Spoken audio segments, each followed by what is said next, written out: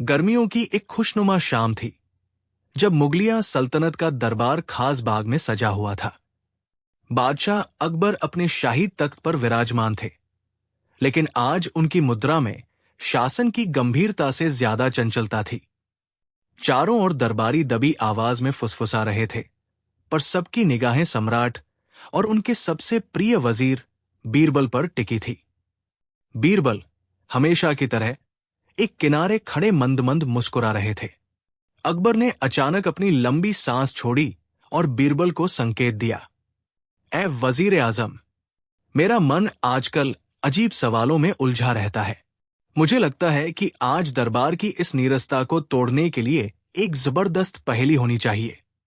बीरबल ने सम्मान से सिर झुकाया, जहां पनाह की आज्ञा सर आंखों पर। हुक्म कीजिए। अकबर ने जोरदार ठहाका लगाया। ठीक है बीरबल, मेरा सवाल यह है कि हमारे इस विशाल नगर आगरा में कुल कितने कौए रहते हैं? यह सवाल इतना बेतुका था कि पूरे दरबार में सन्नाटा छा गया। सारे दरबारी एक दूसरे का मुंह ताकने लगे, क्योंकि यह सवाल न केवल असंभव था बल्कि मजाकिया भी था। लेकिन बीरबल के चेहरे पर शिकन तक नहीं आई। उन्होंने तुरंत अपनी कमर सीधी की और आत्मविश्वास से उत्तर देने को तैयार हुए। बीरबल ने अपनी मुस्कान रोके रखी और पूरे आत्मविश्वास के साथ बोले, जहांपनाह, मेरे सटीक अनुमान और गणना के अनुसार इस पूरे आगरा शहर में ठीक 21,557 कॉइन निवास करते हैं। अकबर ने भौहें चढ़ाई। ये संख्या इतनी विशिष्ट थी कि बादशाह को एक पल के लिए लगा कि शायद बीरबल ने सच में किसी तरह पता लगा लिया है। क्या तुम इतने निश्चित कैसे हो बीरबल? ये संख्या तुमने कैसे निकाली? बादशाह ने चुनौती देते हुए पूछा। बीरबल ने हाथ जोड़कर अत्यंत विनम्रता से समझाया, जहांपनाह, यह संख्या बिल्कुल सही है। यदि आपको मेरी गणना पर थोड़ा भी संदेह है तो आप तुरंत अपने भरोसेमंद सिपाहियों को कौओं को गिनने के लिए भेज सकते हैं। यदि गिनती इस संख्या से कम निकलती है तो इसका सीधा मतलब यह होगा कि हमारे नगर के कुछ कौए अपने रिश्तेदारों से मिलने शहर से बाहर गए हुए हैं। बीरबल ने एक पल का विराम लिया और अपनी बात पूरी की। और अगर गिनती इस संख्या से ज्यादा आती है तो इसका अर्थ है कि कुछ बाहरी कौए हमारे शहर में अपने रिश्तेदारों को घुमाने के लिए लाए हुए हैं। मुख्य संख्या यही है, जहांपनाह। बीरबल की इस चतुराई भरी व्याख्या पर दरबार में सन्नाटा टूट गया और बादशाह अकबर अपनी जोरदार हंसी नहीं रोक पाए। बादशाह अकबर हंसी के मारे लोटपोट हो गए। उन्होंने अपनी हंसी को नियंत्रित किया, लेकिन उनके चेहरे पर अभी भी बीरबल की चतुराई की मुस्कान थी। उन्होंने स्नेह से भरे हाथों से बीरबल की पीठ थपथपाई और कहा, काबिले तारीफ बीरबल, तुम सचमुच लाजवाब हो। जिस सवाल का कोई जवाब नहीं होता, तुम उसे अपनी बुद्धि से एक ऐसा जवाब दे देते हो जिसे कोई काट नहीं सकता। दरबार में मौजूद अन्य दरबारी, जो बीरबल को मुश्किल में देखकर खुश होने की आस लगाए बैठे थे, अब मायूस होकर एक दूसरे का मुंह ताक रहे थे। वे बीरबल की इस तर्क शक्ति के सामने बिल्कुल निरुत्तर थे। अकबर ने पानी का एक घूंट लिया और कुछ पल सोचते रहे। उन्हें बीरबल की परीक्षा लेने में बड़ा मजा आता था। एक नई शरारत उनकी आंखों में चमकी। ठीक है मेरे दोस्त, बादशाह ने जरा धीमी रहस्यमय आवाज में कहा, आज तुमने कौओं की गिनती तो कर दी, पर अब मुझे एक बात बताओ बीरबल। ये बताओ कि इस दुनिया में इंसान की सबसे कीमती और सबसे कमजोर चीज क्या है? ये सुनकर दरबार फिर से गंभीर हो गया। दरबार का माहौल एकदम शांत हो गया था। ये कौओं की गिनती जैसा कोई सीधा सवाल नहीं था। ये दर्शन शास्त्र और जीवन के अनुभव पर आधारित एक गहन पहेली थी। सभी मंत्रीगण बीरबल को देख रहे थे, उत्सुक थे कि वो इस अमूर्त प्रश्न का उत्तर कैसे देंगे। बीरबल ने अपनी दाढ़ी सहलाई और धीमे से मुस्कुराए। उन्होंने चारों ओर देखा, फिर सीधे बादशाह अकबर की आंखों में झांका। जहांपनाह, बीरबल ने अत्यंत विनम्रता से लेकिन आत्मविश्वास के साथ कहा, इंसान की सबसे कीमती और सबसे कमजोर चीज एक ही है, और वो है उसकी जुबान, वचन। दरबार में हल्की सी फुसफुसाहट हुई। बीरबल ने बात आगे बढ़ाई। जुबान से निकला वचन ही इंसान का सबसे बड़ा धन है। ये व्यापार कराता है, रिश्ते जोड़ता है और सम्मान दिलाता है। जब तक वचन निभाया जाता है वो कीमती है। पर जहांपनाह, एक बार अगर वचन टूट जाए या जुबान गलत बात कह दे तो उससे अधिक कमजोर और विनाशकारी कुछ नहीं होता। ये पल भर में सदियों का विश्वास मिट्टी में मिला सकती है। बीरबल की इस तर्कसंगत व्याख्या को सुनकर बादशाह अकबर के चेहरे पर एक गहरी और संतोषजनक मुस्कान आ गई। उन्होंने अपने हाथों को जोड़ते हुए कहा, शाबाश बीरबल, तुम्हारे तर्कों की धार सदैव पैनी होती है। तुमने वचन की कीमत तो समझा दी, पर मेरे मन में अभी भी एक मजाकिया सवाल उठ रहा है। दरबारियों की उत्सुकता चरम पर थी। अकबर ने थोड़ा झुकते हुए कहा, ठीक है, अगर जुबान इतनी ही विनाशकारी है तो क्या तुम ये सिद्ध कर सकते हो कि केवल एक जुबान, एक व्यक्ति अपने एक ही वचन या एक ही गलत बात से पल भर में पूरे आगरा साम्राज्य को नष्ट कर सकता है? मुझे कोई ऐसी मिसाल दो जो मेरी कल्पना से भी परे हो। ये सवाल सुनकर दरबार में सन्नाटा छा गया। मंत्रियों के चेहरे पीले पड़ गए। ये तो अतिशयोक्ति की सीमा थी। बीरबल ने क्षण भर सोचा, फिर अत्यंत शांत मुद्रा में बादशाह की ओर देखा और बोले, जहांपनाह, मैं न केवल सिद्ध कर सकता हूं बल्कि आपको वो तरीका अभी दिखा भी सकता हूं जिसके द्वारा एक ही वचन आपका सारा सम्मान और आपका साम्राज्य खतरे में डाल सकता है। अकबर ने अपनी भौहें चढ़ाई। उत्सुकता से बोले, तो विलंब कैसा बीरबल? दिखाओ वो जुबान या वो कृत्य जो मेरे साम्राज्य को पल भर में ध्वस्त कर सकता है। लेकिन याद रहे, यदि तुम्हारा प्रमाण कमजोर हुआ तो सजा भी तगड़ी मिलेगी। बीरबल ने अत्यंत शांत भाव से कहा, माफ कीजिएगा जहांपनाह, पर यह सिद्ध करने के लिए मुझे केवल एक व्यक्ति की जरूरत है जो इस दरबार में सबसे ज्यादा सम्मान और सत्ता रखता हो। अकबर ने गर्व से सीना तानते हुए पूछा, और वो व्यक्ति कौन है? बीरबल ने सीधे बादशाह की आंखों में देखा और निडरता से कहा, वो व्यक्ति स्वयं आप है जहांपनाह। और वो एक वचन ये है कि मैं ये घोषणा करता हूं कि अकबर अब पागल हो गए हैं और उन्हें तुरंत सिंहासन छोड़ देना चाहिए। ये सुनते ही दरबार में जैसे कोई बम फट गया हो। मंत्रियों के मुंह खुले रह गए और अकबर का चेहरा क्रोध से तमतमा उठा। उन्होंने दहाड़कर कहा, बीरबल, तुम्हारी इतनी हिम्मत, ये तुम्हारी आखिरी गुस्ताखी होगी। बीरबल ने झुककर कहा, बिल्कुल जहांपनाह। अब जरा सोचिए, इस एक वचन ने आपके गौरव, आपकी बुद्धिमत्ता और आपके सिंहासन को पल भर में खतरे में डाल दिया या नहीं? क्रोध अभी भी अकबर की आंखों में था, पर बीरबल की तर्कसंगत चुनौती ने उनके शाही दिमाग को सोचने पर मजबूर कर दिया। उन्होंने अपनी मुट्ठी ढीली की और गहरी सांस ली। हाँ बीरबल, ये मुझे मानना पड़ेगा। अकबर ने स्वीकार किया। तुम्हारे इस एक वाक्य ने मुझे मेरे ही दरबार में एक पल के लिए लाचार कर दिया। ये निस्संदेह विनाशकारी वचन है। बीरबल ने सम्मान में सिर झुकाया। लेकिन मेरा मूल प्रश्न अब भी बाकी है।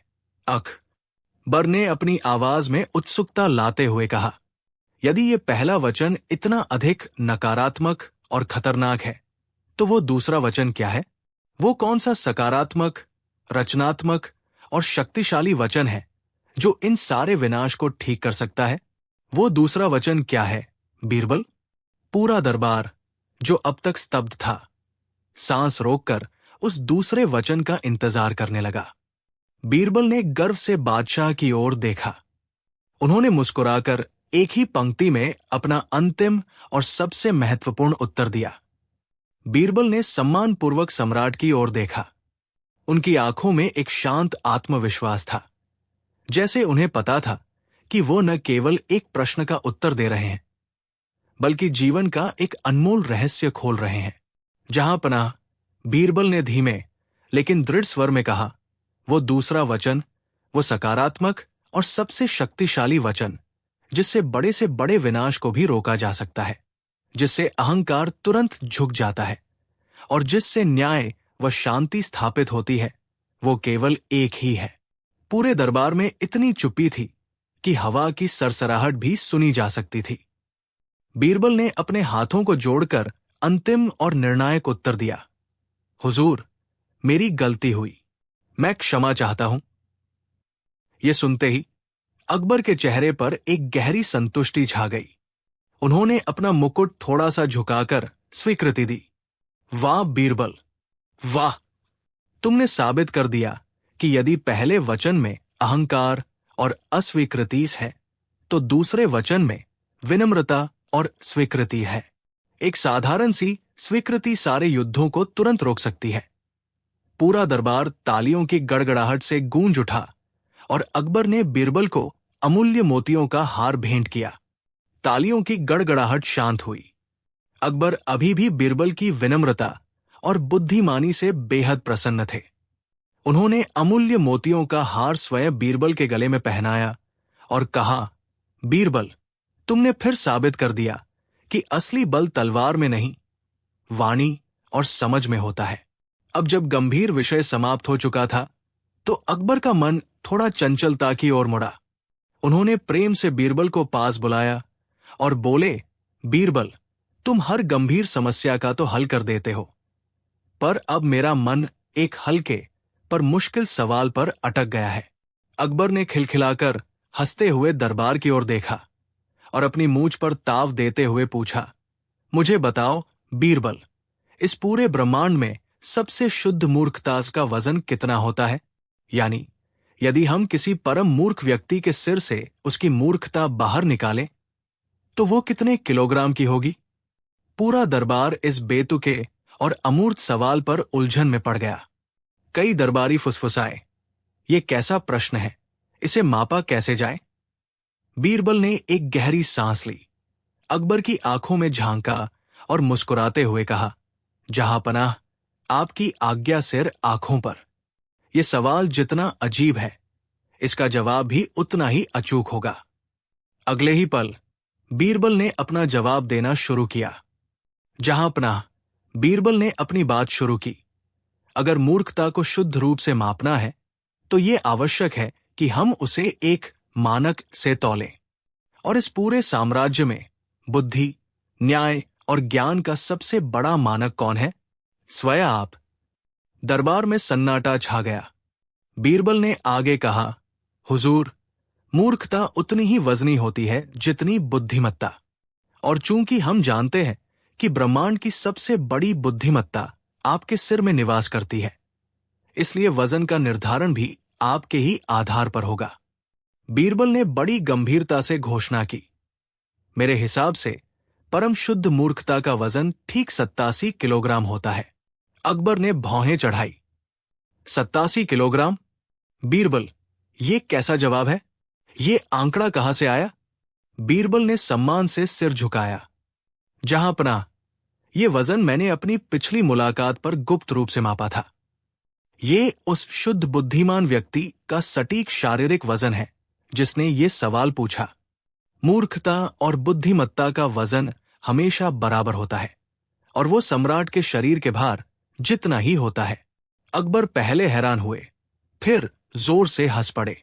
मूर्खता को मापने के लिए उन्होंने बीरबल को ही उनका वजन इस्तेमाल करने दिया था। अकबर पहले हैरान हुए, फिर जोर से हंस पड़े। मूर्खता को मापने के लिए उन्होंने बीरबल को ही उनका वजन इस्तेमाल करने दिया था। अकबर ने अपनी हंसी को बड़ी मुश्किल से रोका। उनकी आंखें अब भी गर्व और प्रसन्नता से चमक रही थी। उन्होंने प्यार से बीरबल की पीठ थपथपाई। मान गए बीरबल, तुम वास्तव में असाधारण हो। मैं तुमसे मूर्खता का वजन पूछ रहा था, और तुमने चतुराई से यह सिद्ध कर दिया कि मूर्खता और बुद्धिमत्ता दोनों का बोझ पूछने वाले के माथे पर ही होता है। पूरा दरबार बीरबल की हाजिर जवाबी पर तालियां बजाने लगा। अकबर ने खजांची को संकेत दिया और कहा, बीरबल की इस अतुलनीय बुद्धि और समझदारी के लिए इन्हें तत्काल स्वर्ण मुद्राओं की एक थैली भेंट की जाए। बीरबल, तुमने एक बार फिर यह साबित कर दिया कि दुनिया में सबसे आसान काम सवाल पूछना है, लेकिन सबसे मुश्किल काम उसका ऐसा जवाब देना है जो सवाल को ही पलट दे। बीरबल ने सम्मान से झुककर तोहफा स्वीकार किया। जहांपनाह, मैं तो बस इतना जानता हूं कि मूर्खता का कोई वजन नहीं होता, लेकिन बुद्धिमानी का हर शब्द स्वर्ण के समान होता है। अकबर खिलखिला उठे। उनकी आंखें शरारत से चमक रही थी। उन्होंने अपनी दाढ़ी सहलाते हुए बीरबल की तरफ देखा। वाह बीरबल, तुम्हारी बातें हमेशा विचारों को उत्तेजित करती हैं, लेकिन अगर बुद्धिमानी स्वर्ण है तो फिर मुझे बताओ कि संसार में मूर्खता की सबसे बड़ी निशानी क्या है? नहीं, ये तो आसान है। अकबर ने खुद ही अपना सवाल काट दिया। एक अधिक मुश्किल बात पर आते हैं। तुमने कहा कि मूर्खता का वजन नहीं होता, तो फिर मुझे ये बताओ कि झूठ का सही वजन कितना होता है? यदि हम झूठ को तराजू में नहीं तौल सकते, तो उसे मापने का एकमात्र तरीका क्या है? क्या हर झूठ का वजन समान होता है, या एक छोटा झूठ एक भारी पाप से हल्का होता है? दरबार में सन्नाटा छा गया। ये कैसा असंभव प्रश्न था? दरबारी आपस में खुसर फुसर करने लगे। बीरबल ने शांत चित्त से अकबर की ओर देखा और सम्मान से झुककर कहा, जहांपनाह, ये सवाल सचमुच सोने से कहीं ज्यादा भारी है। मुझे बस इतना समझने के लिए कल तक का समय चाहिए कि झूठ किस धातु का बना होता है। अकबर ने बीरबल की बुद्धिमानी पर मंद मंद मुस्कुराते हुए कहा, ठीक है बीरबल, हम कल तुम्हारी तार्किक कला का प्रदर्शन देखेंगे, लेकिन याद रहे, जवाब इतना सटीक होना चाहिए कि हर दरबारी को संतुष्ट कर दे। अगले दिन दरबार खचाखच भरा हुआ था। हर कोई उत्सुक था कि बीरबल इस असंभव पहेली को कैसे सुलझाएंगे। अकबर ने सिंहासन से पूछा, तो बीरबल, क्या तुमने पता लगा लिया कि झूठ किस धातु का बना होता है और उसका सही वजन क्या है? बीरबल ने अदब से सलाम किया। उन्होंने अपने साथ लाए एक छोटी सी चीज को दरबार के बीचों बीच रख दिया। ये एक छोटा सा तराजू था जिसका एक पलड़ा हवा में था। जहांपनाह, बीरबल ने शांत स्वर में कहा, झूठ किसी धातु का नहीं, बल्कि केवल हवा और शब्द का बना होता है, और मैंने उसे तौल लिया है। दरबारी और भी ज्यादा भ्रमित हो गए। बीरबल ने आगे बढ़ते हुए कहा, झूठ का सही वजन केवल 2 रत्ती होता है। अकबर ने भौहें चढ़ाई। सिर्फ 2 रत्ती? ये तुमने किस आधार पर तय किया? बीरबल ने बड़े आत्मविश्वास से अपनी पगड़ी को संभाला और मुस्कुराते हुए बोले, जहांपनाह, इसका आधार तर्क और अनुभव है। झूठ का वजन बहुत कम होता है क्योंकि वो वास्तविकता में मौजूद ही नहीं है। अगर उसका कोई ठोस वजन होता तो हर कोई उसे आसानी से पहचान लेता और कोई भी उस पर विश्वास नहीं करता। उन्होंने अपनी छोटी तराजू की ओर इशारा किया। आप इस तराजू को देखिए। झूठ केवल 2 रत्ती का होता है क्योंकि इसे अपने अस्तित्व को बनाए रखने के लिए केवल 2 ही चीजों की आवश्यकता होती है। पहला, एक मुख जो उसे बोलता है, और दूसरा, एक कान जो उसे सुनता है और बिना परखे आगे बढ़ा देता है। ये 2 रत्ती वास्तव में उस अविश्वास का वजन है जो सुनने वाले के मन में जन्म लेता है। इससे ज्यादा वजन दिया जाए तो झूठ खड़ा ही नहीं रह पाएगा। झूठ को हल्का ही रहना पड़ता है ताकि वो आसानी से हवा में तैर सके और दूर दूर तक फैल सके। ये सुनकर दरबारी चकित रह गए कि बीरबल ने कैसे एक काल्पनिक चीज को भी मापने का तर्कसंगत आधार ढूंढ निकाला। महाराज की आंखें चमक उठीं। उन्होंने जोरदार ठहाका लगाया और खुशी से झूमते हुए बीरबल की ओर देखा। वाह बीरबल, मैंने तो केवल एक मनोरंजक पहेली पूछी थी, परंतु तुमने तो इसे भौतिक विज्ञान का सिद्धांत बना दिया। दरबार में मौजूद अन्य दरबारी, जो अभी भी बीरबल के तर्क की गहराई समझने की कोशिश कर रहे थे, मुस्कुराए। अकबर ने अपनी पगड़ी ठीक की और थोड़ा आगे झुककर कहा, बीरबल, ये तो ठीक है कि झूठ का वजन तुमने 2 रत्ती तय कर दिया, लेकिन अब जरा ये बताओ, संसार में एक ऐसी चीज है जो हर व्यक्ति के पास मौजूद है, पर कोई उसे छू नहीं सकता और न ही कोई उसे वापस ला सकता है। तुम ये बताओ कि इस दुनिया में सबसे बड़ी चोरी कौन सी होती है? वह चोरी जिसे न तो पकड़ा जा सकता है, न ही उसका कोई गवाह होता है, और जो हर रोज खुलेआम होती है। ये सवाल झूठ के वजन से भी ज्यादा गूढ़ था। बीरबल ने तुरंत इस नए मजाकिया सवाल की चुनौती स्वीकार की और कुछ देर शांत खड़े रहे। बीरबल ने कुछ क्षण तक अपनी आंखें बंद रखी, जैसे वह ब्रह्मांड की अनंत गहराइयों में उस गूढ़ उत्तर को खोज रहे हों। फिर उन्होंने एक गहरी सांस ली और शांत मगर आत्मविश्वास से भरे स्वर में कहा, जहां पनाह, आपने जिस वस्तु का वर्णन किया है, जो अदृश्य है, अनमोल है, सबके पास है, पर वापस नहीं लाई जा सकती, वो है समय। बादशाह ने उत्सुकता से बीरबल की ओर देखा और जहां पनाह, बीरबल ने अपनी बात पूरी की। इस दुनिया की सबसे बड़ी चोरी भी समय की चोरी ही है। जब कोई व्यक्ति आलस्य में पड़कर या लापरवाही से अपने जीवन का एक पल बर्बाद करता है, तो वो पल सदा के लिए चोरी हो जाता है। ये वो चोरी है जिसका कोई गवाह नहीं होता, कोई एफआईआर नहीं करती, पर इसकी कीमत दुनिया के सारे खजानों से ज्यादा होती है। ये पल पल होती है और हम स्वयं इसे होने देते हैं। धन की चोरी छोटी है, बादशाह, पर जीवन के अनमोल समय की चोरी सबसे बड़ी और सबसे घातक। बीरबल के इस उत्तर की गहराई ने दरबारियों को हतप्रभ कर दिया और अकबर के चेहरे पर एक व्यापक मुस्कान फैल गई।